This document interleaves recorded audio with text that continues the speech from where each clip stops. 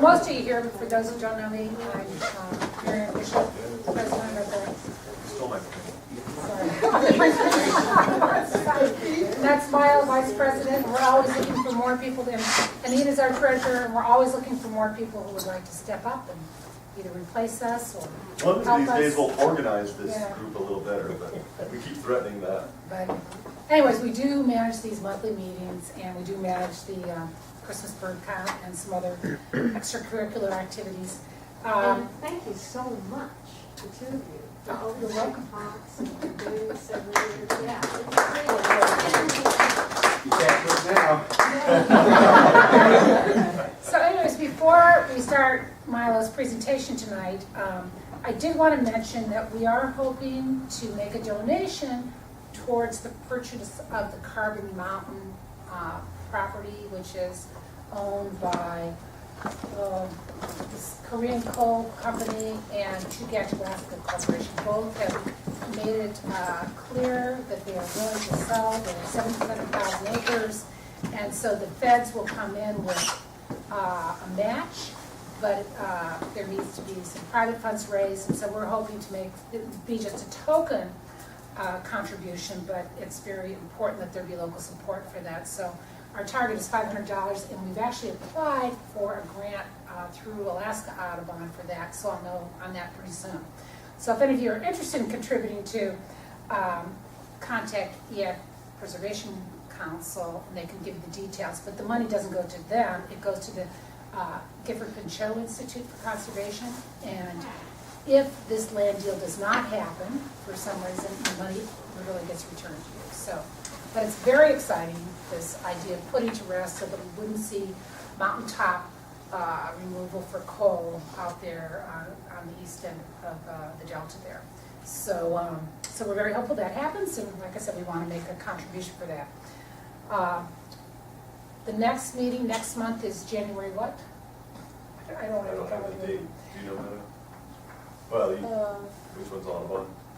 See, if The it- 23rd? Is it Let's around? see, January 4th would be the next, 5th would be the next Tuesday. Stay tuned. 5th, maybe? 5, the 7th is 12, 19th. Yeah, it would be the 3rd. So it's around January 19th. And we might do that at the Cordova Center because Milo's going to give a presentation on bears. Here's your sneak preview. And so just listen on KCHU if that's going to happen. We also start these meetings typically by asking if anybody's seen any rare birds lately. Downy Woodpecker Where's that? at the house. Oh, good. Yeah, You've had some good ones. You had the Townsend Solitaire a few years ago. yeah. I don't know if we got that on the count or not, but Yeah, yeah, no. that was a good bird. It was down at Carl and Nancy's just a few days ago. Oh, okay. Down in over by Bell's, out at River Road, is that area? Cool. So I wonder if it's more than one. And you know, where we were deer hunting last weekend, there was one right there where you dropped me off. I don't know if it was You down can't there. tell anybody where that was. I don't know which one it was, it was Yeah. down in the area, but right there where we got dropped off. I'd have to kill him. And everybody's heard about the brambling, right? Our nice Asian bird that's in Nancy and Carl's backyard regularly, and Well, And I you've saw seen it it. in my yard a couple of times, just brief glances, but I was so glad it was in Cordova Bird Alert, because I would have had no idea what I was looking Uh-huh. at. Well, Carl and Nancy are gone, and that reminds me, we need to stock their feeder. well, Miss Mark's. I'm house sitting. Are you, There's our feeder stock. could you make sure you throw a liberal amount of feed onto the ground underneath their feeder every day this week? Very Stock or critical. stock? And I'll tell you, some other birds that they have come into their feeder that are, nice ones to get for the Christmas bird count. Really, the value of a Christmas bird count is to count everything, and then this is compiled nationally to add to trends in bird populations and national scale movements of bird populations and stuff. Well, that's great, but the fun part of a Christmas bird count is racking up the number of species, which really is meaningless biologically, but it's fun to see what little birds you can eke out on a cold winter day or something. So anyway, that's what makes Carl and Nancy's house key right now, is they have that brambling that's been coming. Now, is that probably like the only one in the state Uh, that might show up on Christmas bird count? Well, they're somewhat regular. I haven't seen on Aaron Lang's Yahoo birding, Alaska Bird, any other mentions of them right now. But they show up in western Alaska, Right. Kodiak and stuff with some regularity. It's only the third, probably only the second record for Cordova. The other record for Cordova was 2 winters, like 77, 78, and winter of 78, 79 at the same person's feeder. So it was probably the same bird 2 winters in a row. And so this is the only other one for Cordova that's been seen. They're an Asian species, by the way, for those that don't know, and just stray over here to Alaska, more than they do, the rest of the United States. But it's a cool bird to get. And also, Jane Phillips now, it's Harry Kern's daughter. At their house, he always had a great bird feeder for looking, for picking out neat birds for Christmas bird counts. She had a brambling. She sent me a picture of it, and sure enough, it's a brambling. And she says she didn't get a picture of it, but she thought she saw 2 at the same time. So, between what you're seeing and Carl's and the one up there, maybe there's more than one in town, and we should keep our eyes open. Oh, the other thing that Carl has is he has a golden crown sparrow coming, and he has a song and a fox sparrow that we've seen when we were watching the brambling, and a white crown sparrow, which is not a really common one. So we might get our little sparrow grand slam. Oh, and then Jane has a white-throated sparrow, which is actually pretty rare for Cordova. I had one at my I house. might have had that one too. Yeah, Yeah. yeah, that's close. The light was so bad, the light behind it, it Uh-huh. was really hard to get the details. Yeah, well, I've got pictures, and that's what I'll specialize in, for this slide presentation tonight, is some of the rarer birds that we try to get on our count to rack up the species numbers. And then I had a couple other reports. We had a great egret around for a while, for about a week. It was seen off the Alleganic Road by a woman who was visiting and sent me some pictures, and that's what I'll show you tonight. And then Brad Reynolds saw it. Brad Reynolds saw it the same day, I think, out in Alleganic. And then And I saw it. Teal Losi saw it the very next day from his airplane at the mouth of Eyak River. And then about a week later, Jane Phillips saw it in the harbor flying. And then Pam Jones saw it at 4.5 Mile when she drove to work in a blizzard one morning and said it didn't look good, like it was might have been injured. And you probably saw it somewhere in there? I saw it at about 8 Mile, driving out to the airport. Yeah. Yeah. So anyway, it's been a few weeks since those sightings happened, but it would be neat to get a great egret on the count. I also saw a ptarmigan out at Sheridan, but that's out Out of our circle, Yeah. yeah. And then just coming in tonight in the south lagoon, there was an owl that was hooting. Oh, Yeah. okay. I don't know, it went, whoo. That's the great horn, the typical hoots Okay. of an owl, yeah. And I was going to ask you, Dana, are you still seeing your screech owl? Not lately. It's got to be kind of, seems like calm and Okay. not raining, not precipitation. He often pulls a screech owl out of his ass for the Christmas bird count. He had those hummingbirds. Oh, yeah, well, I'll get to that. I almost forgot the hummingbirds. Oh, Downy Woodpecker, yeah. So before all this cold, unsettled weather, we were getting a greater than average number of hummingbird sightings. Carl and Nancy saw one at their feeder. Kathy Sherman had one at her house or at her feeder. And then the Romehilts have a couple coming regular, as many as 3 at one time. I think at least 2 now. And that's out at 6 Mile. And so we'll have to get somebody looking for those. And I don't even know the species for sure yet. Most likely they're the, you want to get the mouse pad? Would love the opportunity to Yeah, ID that a little bit closer. yeah, that you might be a good one on your way to the airport. Introduction to me? Yeah, that'd be good. And we want to, make sure we're not overlooking Acostas, which has occurred here before. Yeah. But most likely it's an Anna's, they're Anna's hummingbirds. So anyway, and so that's what I've heard for sightings. Anybody else? Well, I just wanted to mention that there is a common mirror die-off going on out in the Sound. And so. In the Sound too? Yeah, it's out in the Gulf of Alaska, but it's in the Sound too. Uh-huh. But I've gotten reports more for like Passage Canal area, Night Island, and Main Bay. But if anybody sees some, just give me a call so I can let Fish and Wildlife know. Yeah. And like if you see a bunch on a beach, Or these ones hanging in the harbor that Dave And pointed there are out many could be a of- symptom that something's I've going seen on. just some very close to shore compared to Yeah, yeah. and diving very Right next shallow. to the boat. How I many? haven't seen the last couple of days, 3, Oh, really? yeah. I haven't seen the last couple of things kind of changed with the blizzard. Last time out the border walk, the breakwater, there was a common loon out there, but we saw the yellow-billed just a few days ago. Yeah, the birds, I don't know.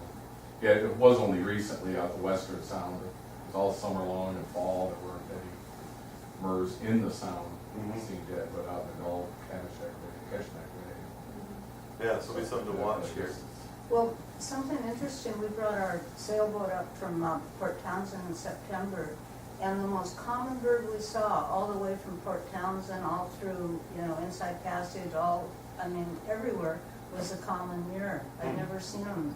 If we saw a bird, generally that's what it was, so I don't know how that. I think it's the conditions in the Gulf have been just unfavorable for them, so they're moving in looking for food, and they're not finding it much. And so it's starvation that's taken, it's not disease or anything. But this whole inland blue, we started to see the beginning of it actually last February. On our counts, it was like way off the charts, the densities we were seeing compared to previous years, and then it's just continued. I'm passing around a second sign-up sheet, and this one's really important for me, trying to organize the Christmas bird count on Saturday. So put your name and contact phone number if you want to participate in the count, and email would even help. I will pass I've out got the maps too. I'll get to that.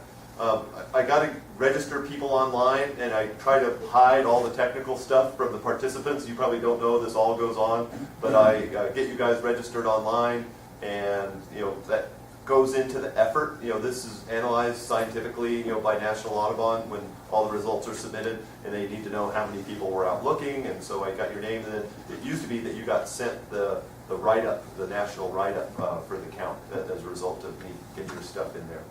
So anyway, if you want to do the count, put your name and contact information on here. We have the maps. Mary Ann made these up, and So here's the deal. The count is on this Saturday, the 19th. We'll start by meeting at Paula's in my house at 8 in the morning.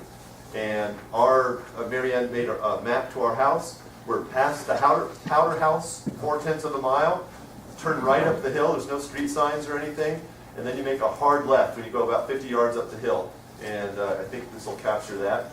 And parking can be a little bit of a cluster right there. You might piss off my neighbors, but just do the best you can. And anyway, so we'll meet at 8. We'll have donuts and coffee, and we'll assign people to the routes. So it's good to show up there so that we get a good distribution of people on each of the routes. And we don't want anybody going out alone. We want to spread the wealth and experience in the group also.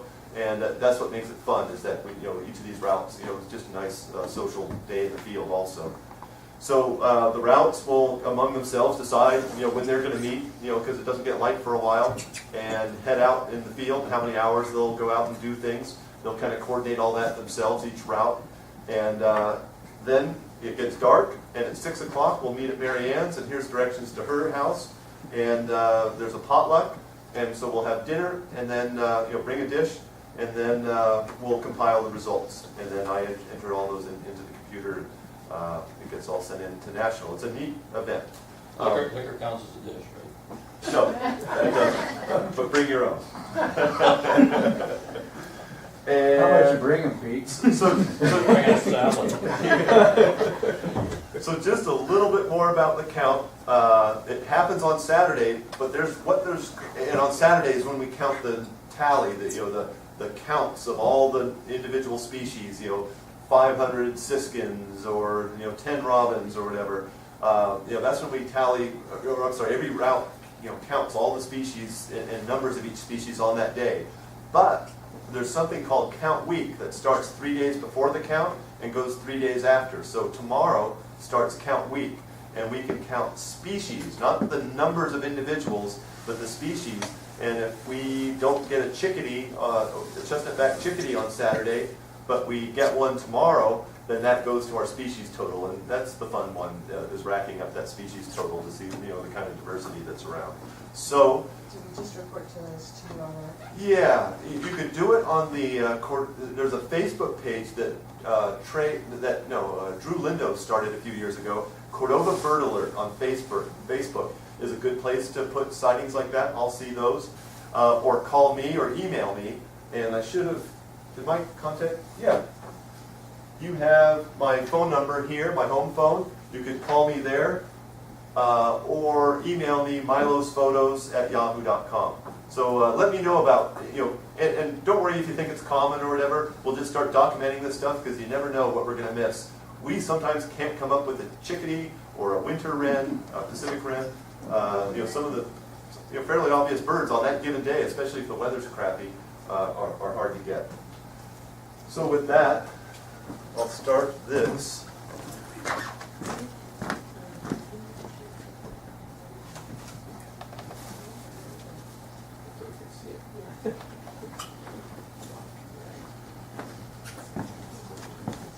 So there's two signs, one's the Milo and the other's just we keep track of how many people show up for these because the Science Center sponsors this room for us and everything. So. Okay, and usually before the count, I review for people, some of the birds. I used to try to go through all the birds that are here in the wintertime, and I think that just got boring. So I picked little groups, and I'll try to go through this kind of fast, and it's just a kind of a review. But tonight I'm going to go over some of the, I call them rarities, and they're not necessarily rare birds at all, like a brambling, but they're the ones that mostly leave and are hard for us to get during our Christmas bird count, or some inconspicuous birds. So they're the ones that get our numbers up if we can come up with them. And these two right here are notoriously hard for us to get. I haven't heard, well, some years there's quite a few around, but in the last few years there haven't been. A northern hawk owl. And then these things live right under our noses.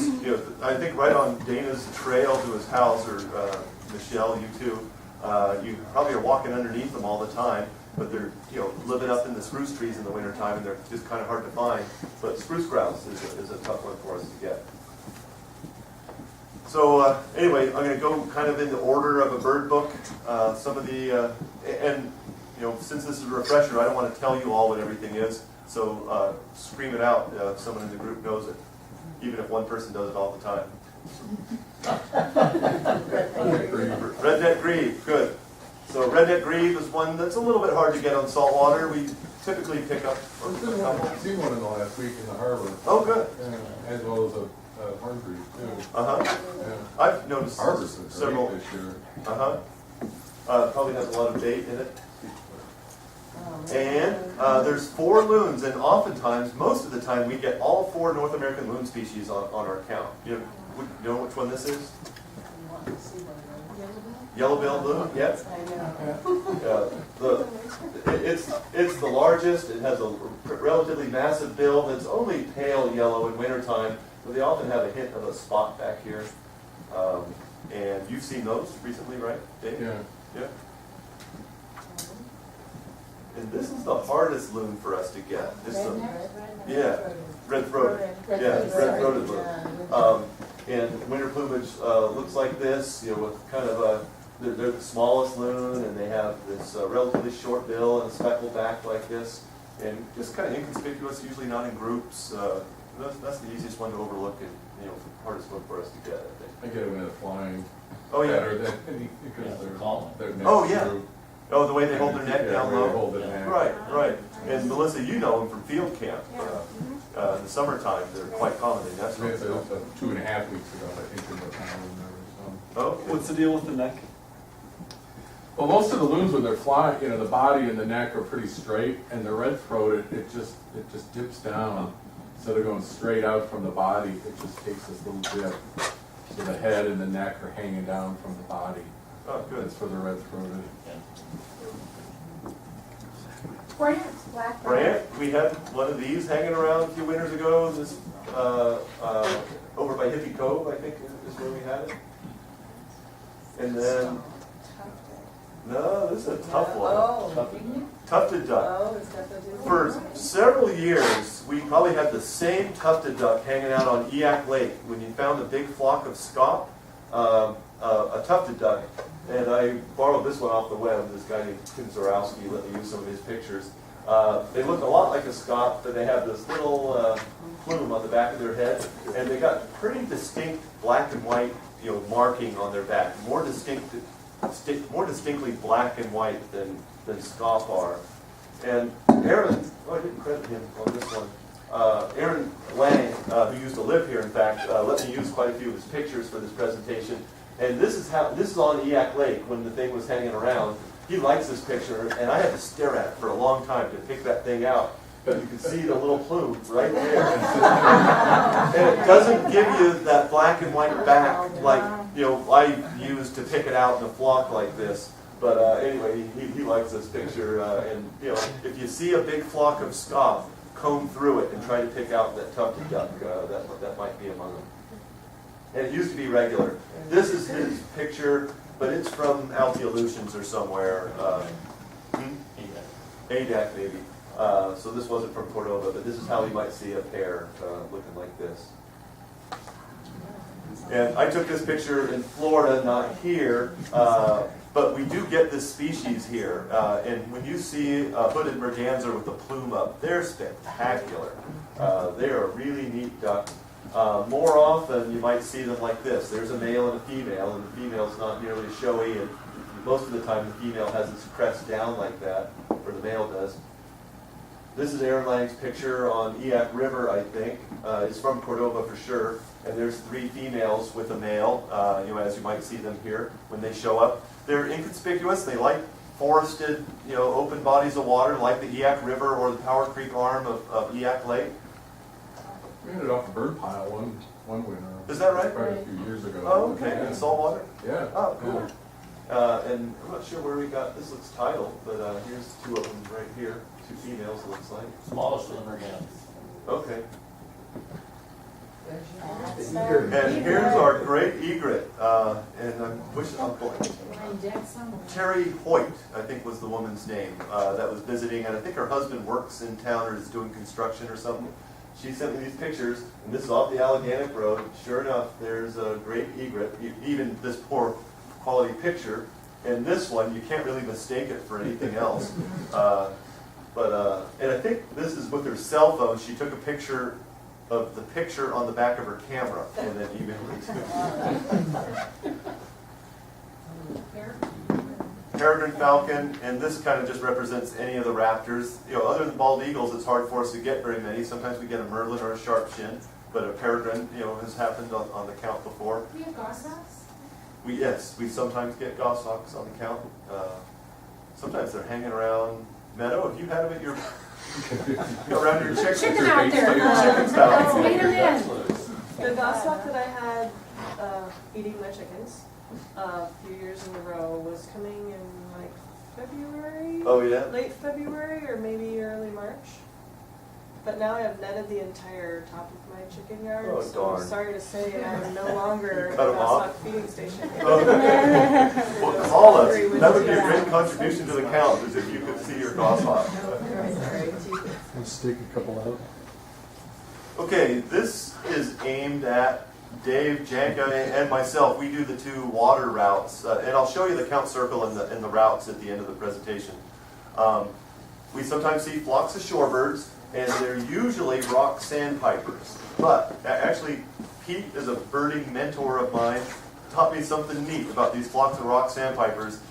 He pointed when he was doing a route with me in my boat right out here outside the breakwater. There was a flock of rock sandpipers. He goes, "Oh, there's 47 rock sandpipers and 12 Dunlin."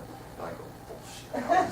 How did you know there's 12 Dunlin? They're all." Bring that salad again. And so he kind of explained to me what the difference was, and now they kind of jump out at me, and that's what I'm going to go over here. These are rock sandpipers. They have yellow legs. They have a short bill that's yellow at the base and dark at the tip, and they have this gray back and some speckling on their breast. Well, look real closely. Yeah, that could jump. Oh, yeah. Doesn't that jump right out at you? The difference is that the Dunlins that are quite common here in the wintertime and readily mix with these flocks have a brown back. So contrast the gray and kind of marbled back of, and here's another Dunlin right there. There's one right there. The Dunlin legs are Dunlin legs are black. black, Yeah, and the bill is longer and solid black, and their belly is pure white. It doesn't have any speckling on it. So, and I know this sounds silly, but the brown contrasts with those gray backs if you're looking for it. But there's one other really neat bird in this picture. Can anybody see it? Paula pointed this out to Oh, me. the red knot. Yeah. somewhere. really. Oh, it's behind up there towards the top, right There you go. We had a winter red knot last January. Paula pulled me up to photograph this flock of rock sandpipers. She was running the boat, and I was in the bow snapping some pictures away, testing out my new lens. And so my face was up to the viewfinder, and I wasn't really taking in the whole picture with my eyes. And she goes, "What's that red one?" And I go, "Bullshit, there's no red one out there." And she goes, "No, what's that red one?" So I looked up. The only red bird that you could have in this, shorebird this time, well, any time of year would really be a red knot. And I snapped a bunch of pictures of it to document. And that's the best one up there. Oh. And it's only, kind of like the brambling, probably only the second winter record of a red knot in Alaska. At Adak, 2 winters in a row, at the same place, the same person saw one. So likely the same bird wintered, several winters at Adak and was observed by somebody. And so anyway, this was on that rock between Observation and North Islands. There was a flock flitting around that 2 weeks ago. I didn't go close. Yeah, well, Didn't want to scare them away. yeah. I mean, this red knot could Yeah, be there. could be So, there. they're Lots of pictures. habitual, but take a bunch of pictures, keep a close eye, and that'd be great if we could pick out a red knot and we could, or on the count period. And then these are all better looks at the rock sandpipers, and you can see their speckled breasts, see how they're gray on the back, and that bicolored bill. And there's a close-up of a rock sandpiper right there. And so this would be a classic winter flock. These were a little later in the spring, but they were probably overwintering birds. And so here's some of the things that can be mixed with the rock sandpipers. In fact, here's a rock sandpiper right here. You can see that shorter, but drooping bill, not as long as the Dunlins, but at the gray back. I'm going to show you a better picture of one in a second. A black turnstone can be here in the wintertime. And then all these right here, there's a good one on the face, are surf birds. So I see 3 species for sure in this flock. And here's a better picture of how surf birds look in the winter. They're just chunky. They're bigger than the other, smaller sandpipers that we have, Dunlin and rock sandpipers. They're kind of chunky like that. They have a pretty short bill, but it's also bicolored, kind of like the rock sandpiper, but it's a lot shorter bill proportionally. Does the rock sandpiper have yellow on the top bill? This one looked like it just had it on the bottom. Yeah, that could be a difference. I'd have to double check. I think it might be. Can anybody see a rock sandpiper among these surf birds? Bottom right, yeah, right here. And see how much longer the bill is? And, otherwise they're pretty dang similar in size, is another way. Surf birds are so tolerant. Yeah, You yeah. can almost put the boat You can- right up to you can them, and almost the other pick 'em up. birds fly away, and this surf bird's just, okay. Yeah. And this is another one that, I don't know that we've got on a Christmas bird count, but it could be with these winter flocks, black turnstone. Yeah, I think we've got them. Maybe 1 or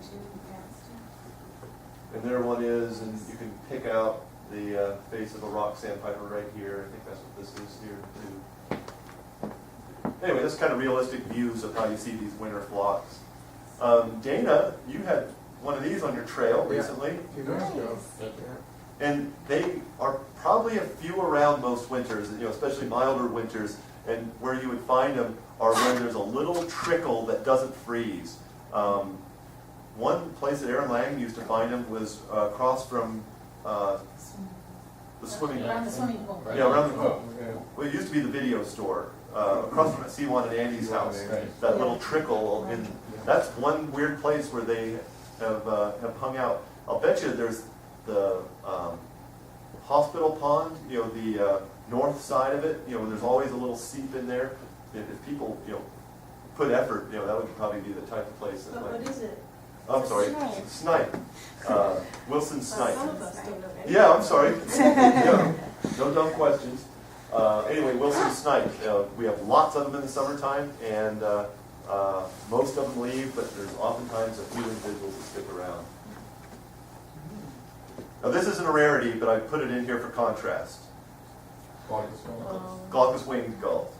Yeah, Glaucous gull. glaucous winged. So this is not the rarity. This is the one that we see all the time. This is a juvenile glaucous winged gull, but I wanted it for contrast with this less common one that we, pretty regularly get, glaucous gulls. And believe it or not, those are two different species. It's very confusing. Glaucous winged gull are very common.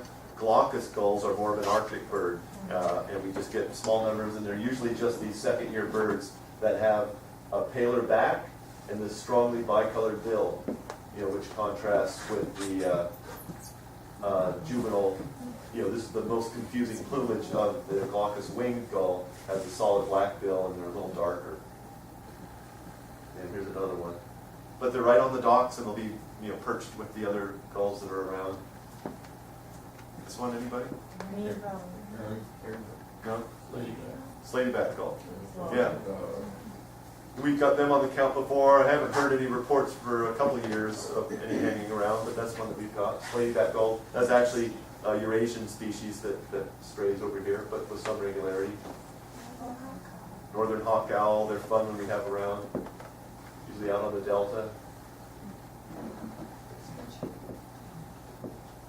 What's that one? Western screech owl.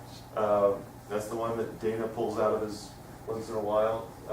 Usually we get the owls by call and hear them calling at night. Although on your trail by headlights, See them. you see them with some regularity. Yeah. And here I'm going to go over the hummingbirds, the two species that we can get here in the wintertime, which is just bizarre in itself. But Anna's hummingbird overwinters here pretty regularly these days, and we have very recently had them in town. We'll probably tie in with the Rome Helps and see if we can get them. If you get a male, have this gorget, which is on their chin and also onto their forehead. And this is one of the better characteristics to tell them from Costas, is the wingtips are shorter than their tail. And some of these pictures don't show that as well as you'd like. Like here from this angle, it almost is deceiving. Females usually have a few dark, purple or dark feathers on their throat. So the females have a hint of that gorget most of the time. And this has a little bit too much of it. This is probably a young male, Aaron tells me. And this might be a juvenile male as well, Anna's hummingbird.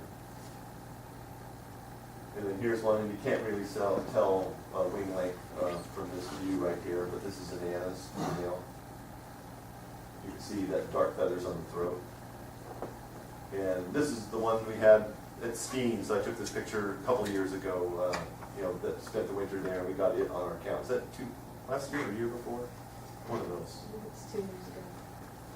And for contrast, I threw in this, and this was taken in the desert, of course, not here, but Costa's hummingbird is kind of a desert species, and why they would ever be here in the wintertime, because we don't ever see them in the summer either. Why they'd be here in the wintertime is just bizarre. Lack of rain. Lack of rain, yeah.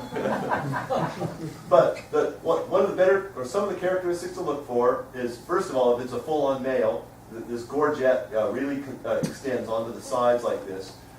It frames this larger white area, triangle on their shoulder, and then their wingtips exceed their tail length, or here it looks like it's equaling it. You need about this perspective to judge that. And then these are some pictures that Aaron provided of Costas. He's had one, there's been one in Anchorage this year. He's had Anna's in his yard. And I think these are of the Cordova bird that was here a few years ago. This one and this one. And you can see, you don't have a nicely extended gorget like that, but you can see all the white on, that forms that triangle right there. So when in doubt, take a picture. Take some pictures is always a good idea, and everybody's got a cell phone with them these days. Now, this isn't a rarity at all, but I just did this for contrast, although I think for some years we couldn't find one, believe it or not. That's a chestnut-backed chickadee. That's our most common chickadee, but black-capped chickadees are a little bit hard for us to find. And Lance, Charlotte noticed one calling in your yard a while back, and then shortly after that, I noticed one in our yard. So they can be in town. Mostly you're going to find them out on the Delta, though. So. Been one behind the hospital. Oh, is that right? Yeah, that's really close to their place. Yeah. So yeah, keep your eyes open. And they don't have the chestnut-colored back. They got that boulder. I'll flip back and forth here. Instead of brown cap and throat, it's black. And if you do the call, it's a little bit different. So anyway, black-capped chickadee is a good one for us to get. Now these next couple birds are dirt common around here, but they're just hard to see in the wintertime because they live in dark spruce forest and they're inconspicuous. They're up high in trees. They have these high-pitched calls that even sound a little bit alike. Does anybody know what it is? Golden crown kinglet. Anyway, it's a common winter bird here, but hard to see. And brown creeper. This is a neat one. It's here, but just super inconspicuous. You've got to get into the forest and track down those high-pitched notes that you see and try to find it scurrying up the bark of a tree somewhere. I think Nancy had one in her yard recently too. Oh, yeah? Yeah, Oh. we had one too. You did? Yeah. Oh, well, that'd be a killer one to get. Yeah.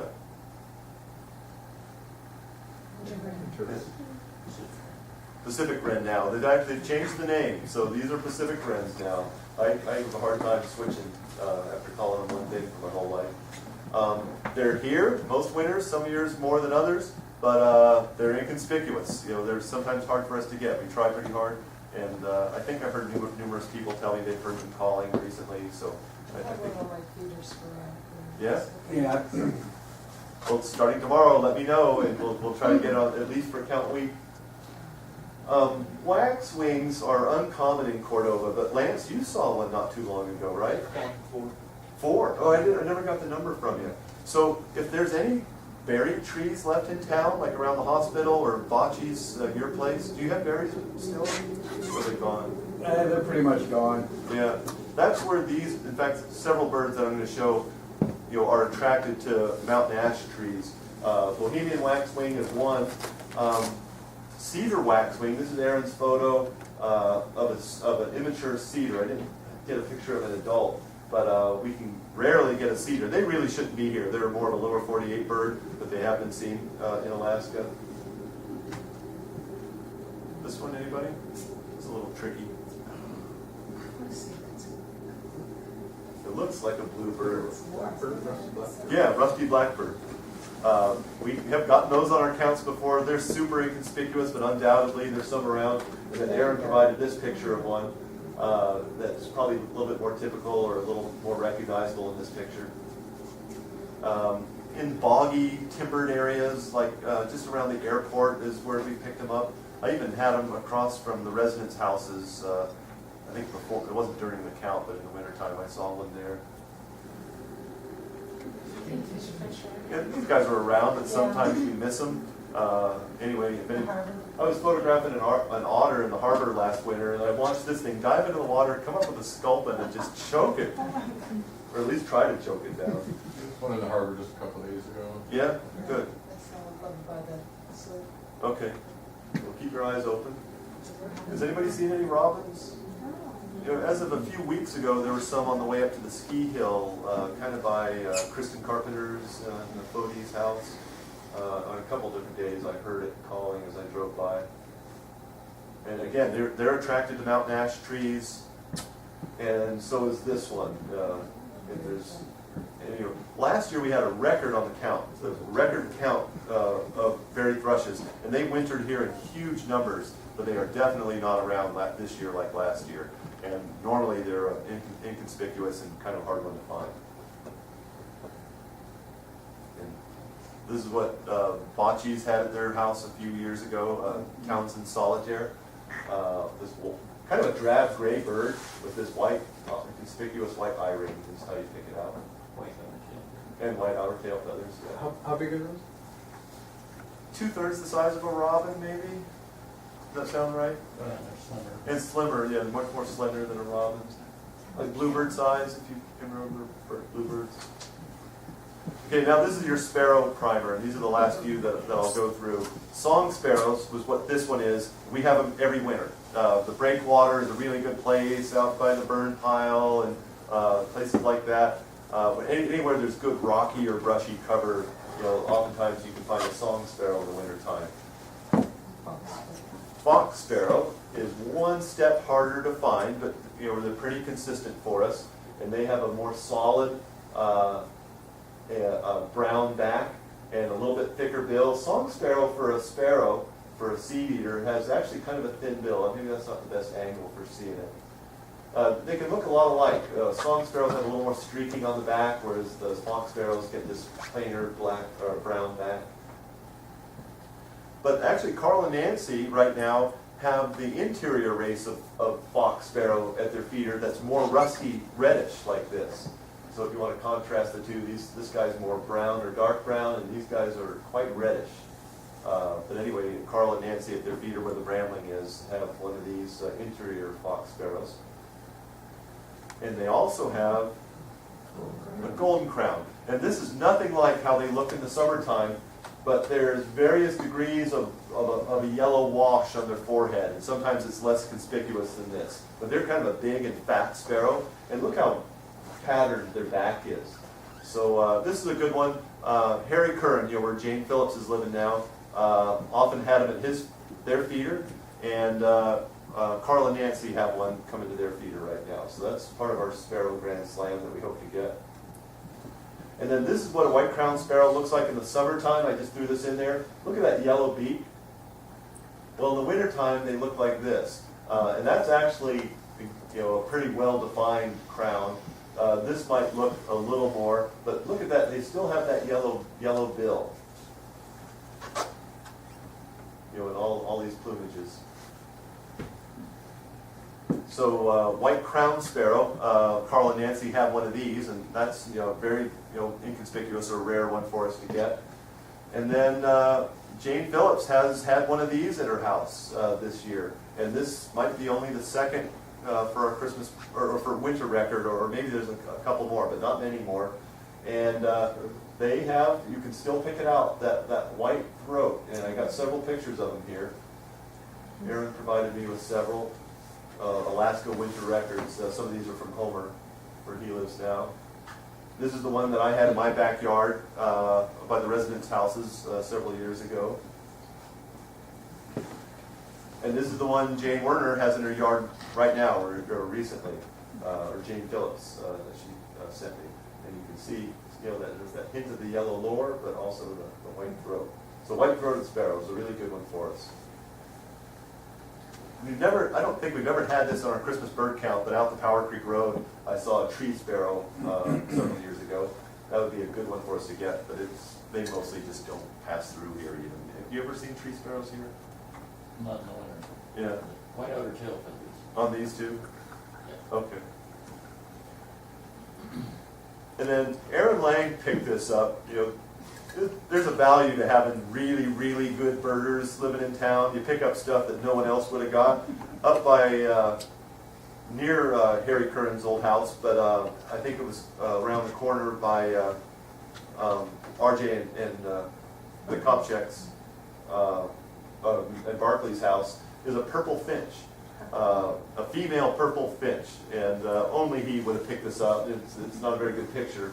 But sure enough, he picked out a purple finch. This is going on 10 years ago. And then these are the brambling, or is the brambling, or the bramblings that we have in town right now. Carl picked it out in his backyard, and we now have from Pat and from Jane some other sightings now. And it's got kind of a buffy breast and this pretty distinct line. It's a fairly sharp-looking bird, but it doesn't jump out at you either. Okay, so that was my primer. And just a few more notes about the count. This is Cordova's 44th count. It's been going on in town for 44 years. Nationally, it's the 116th year of the Christmas bird count. Ours is Saturday, 8 a.m. at our house, 6 p.m. at Mary Ann's. And then I was going to show you, especially for those of you that are new, what our count circle looks like. The center is the weir at the outlet to Eac Lake, and the radius that's defined, by the rules of the count is a 7.5 mile circle radius, so 15-mile diameter, and it goes over to Hawkins Island, a little bit past. Here's the airport right here, and a lot of it's wilderness that we'll never get to, but we have several roads that go in various directions, and that's what I'll show you. That's how we've defined our routes. So one route is, and then I don't always remember how we define the boundaries between them. We'll work all that out between the groups on Saturday morning. But Copper River Highway is one route. I think a lot of times at Lefevre is where people take off for this route and get the birds at the weir. Sometimes people hike down Eac Trail or 6 Mile, and then out here to the airport, and it intersects Cabin Lake roads. It doesn't quite go to Sheridan Road. But anyway, it's where you might get the hawk owl and the birds, swans at the weir, and that sort of thing. Then we have 2 routes that are done by boat. I usually take my boat out and do South Orca Inlet, and Dave Jank and I work out a line in the sand somewhere right here, and I do the South Orca Inlet, so in front of town. I use my GPS to kind of do the arc for this circle right here, and stay 100 yards out from what these guys, from shoreline, and these guys count what's on the White Shed route, what's within 100 yards of shore. Dave Janka takes the auklet and does the North Orca route, and it gets on the other side of Salmo Point here, all the way to North Island. Here's that rock that the Sandpipers can be on, Humpback Creek, so it gets some nice country in there. He gets the deeper water like Muirs and Murlets, and more likely to get Guillemot and that sort of thing. Loons, yeah. Yeah, sometimes we have whales. And he's working, oops, didn't mean to do that. I think if you go down to the bottom, hit exit, if you hit the down arrows through the menu. I can't see where it says exit. Oh, no, it says exit on the screen. Let me turn the light on. Scroll to the bottom blue bar. Oh, I see, scroll down. Yeah. Scroll up. There we go, thanks. Oh, and then we have the Eccles Lagoon that Michelle usually does with a few people, kind of a little subset of the White Shed route, and I might have scrolled past it, but here's the White Shed route from town out the White Shed Road, and then here's where Eccles Lagoon is, and then here's a close-up of this is the Whiskey Ridge neighborhood, and then Eccles Lagoon's down here. Oftentimes, don't you walk a little route around here, Michelle? Yeah, usually both directions, both beaches, Okay. and then try and get the north and south.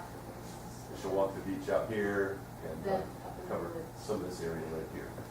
Okay? And then Power Creek route is a neat one, from town. It takes you along Eac Lake up here to Power Creek, and this is really productive. Hundreds and hundreds of eagles this time of year are gathered around where the coho are still spawning. And anyway, that's a very active place, a really fun route to do. And then town, although that doesn't sound very exotic, that's where you rack up the species, because neat things hang around people's bird feeders. And anyway, by making contacts with people, who has the hummingbird and who has the brambling, whoever does the town route will probably come up with the best diversity and some of the cooler birds, like getting the different species of sparrows that are around and that sort of thing. And this was always Aaron Lang's favorite route. They do the harbor, they cover the harbor. They cover the harbor, yeah. So Orca Road, I think you missed that one. Oh, yeah, I think I have the picture of it. Yeah, I think you. Otherwise known as Susan Kelly's route. Yeah, Susan Kelly's route. And they're no longer working. They don't have to tag team anymore to do it. And is that right? You're going to do it with them, John? Maybe, see Okay. how it shakes out, but yeah, we talked about it. Okay. Pat, I think. Yeah, they're trying. And all Okay. you good birders, we might steal one of you at least. Yeah, we want all the talent to be there. We've got to spread the wealth a little bit. But anyway, it goes out to Orca Cannery and looks about 100 yards offshore, so we don't overlap with what Dave Janka sees. And everybody, takes note. If you see a big flock of birds go somewhere, just take note of the time, how many there were. You're going to get the numbers anyway, and we'll just make sure we're not double counting, by some of the nearby routes like that. No, we've had people go up the ski hill looking for the ptarmigan, right? If we're well staffed and have all these people, all these routes well covered, somebody wants to go up the ski hill and try to get a ptarmigan or a spruce grouse or a pine Ptarmigan grouse. tracks up there on Saturday, Oh yeah, off the ridge there. okay. Ptarmigan tracks, we'll send somebody up to do that. I will, it's supposed to be a good ski day. Yeah, it was a good ski day. We might look at volunteers. After you do, I'd check. Yeah, it's like it's a mutinies and it's a good powder day. Tracks don't count. If you hear a call and you can identify the call, that Yeah. does count. Yep. And sometimes we've had people walk down the EAC Trail. That used to be a woodpecker spot for us. I So, look for grouse up the dam road too, I've seen grouse up there. oh yeah. You know, where they've been shooting grouse lately is up Crater Lake Trail a little ways. Oh, So that might be worth somebody walking. oh, is that where Skorkowskis are going? Yeah. I'll have to put them to work. Yeah. And we have had people bring back dead ptarmigan and counted them. I think Pelosi did that one year. Oh well. Lance, do you want to get a sampling of each species of duck? Oh, the season will be closed. I guess you can't do that. Yeah. Okay, that's all I got. Thanks, everybody. So, yeah, so please, get your map, show up at Milo's, make sure you sign the one sheet. So we've got Yeah, so is everyone who wants to participate in the count on that, that loose leaf binder that I sent around, spiral binder? And Okay. we should get, Well, are you you're picking up good their now. telephone, Yeah. or do we have your cell phone number? Are you gonna help on the count, or are you gonna sit there and entertain people at the theater? Whatever works. They told me to just make everybody welcome and let them know it's sort of an open house, and it's just plunk down there in the living room and watch what comes to the theater every 30 seconds. Okay. Yeah, so whoever does the town route, we'll make sure they know where Carl and Nancy's house is and Okay, so they don't need to that call you ahead. that they're welcome. Yeah, no need. I may be forced into working at the library anyway, so But the house will be open? yeah, the house will be Okay. open. I'll leave the maps on this table right here. And then I almost forgot to point out, somebody at one of our meetings left this raincoat and hat. It was hanging over one of our printers, so maybe somebody came in with it wet, and probably shouldn't put a wet raincoat over one of the printers. And of course, the ranger saw it. Nobody's gonna cop to it now. Yeah, nobody. But somebody really wants it bad. Anyway, yeah, see if you've heard of anybody that's lost a jacket and a hat. It's got the Ducks Unlimited hat. I'll be able to find it in the report pretty easy. Hey, Milo, are there, where's the list from last year? Is that available somewhere online? No. Well, yes, it is. Through the Audubon website, you can see the results of every count. I'll try to remember to dig that out and send a link to everybody. That'd be kind of neat. Yeah. And then But at we have the digital sheets too, right? At the count, I'll have a checklist for everybody that has all the species we normally see that people can take into the field with them. And it has, Charlotte's helped me work up this spreadsheet, so automatically, the average number of species and the high count for that species is next to the species name. It's kind of a neat reference to show you what's likely to be there and kind of tip you off if you're seeing a huge number of them, if you're near the record for that species or something. So anyway, I'll be working on that here in the next few days, getting that up to speed, and I'll have that for you guys. Bring binoculars, spotting scope, Yep. tripod, bird book, Yep. warm clothing. And let's hope the weather's decent. Last year, we canceled the count and moved it to the next day, which we've never done before, but it worked out beautifully. But it sucked on our count day.